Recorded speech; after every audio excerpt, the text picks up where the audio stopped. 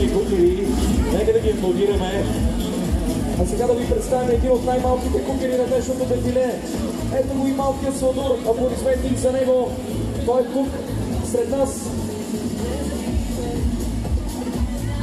Точно така, аплодисменти за малкия Георги, който също гони злато днес със своите по-големи батковци и каки.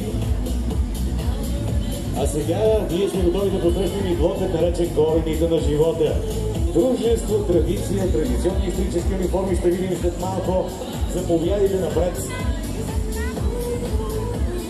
Дами и господа, Корените на живота. Започваме с дружество традиция в традиционни исторически униформи. Председател на клуба е Николай Байнов. Неговия син предвожда обаче нашето празнично дефиле на клубата традиция. Участвали в толкова много възстановки, а това, което виждате по тях, е 100% възстановени и автентични български облекла и оръжия.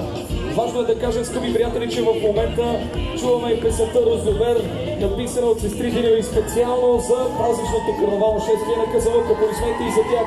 Няма как да посрещам и нашият фолклорен състав тракийци. Винаги толкова усмихнати. Хайде силно!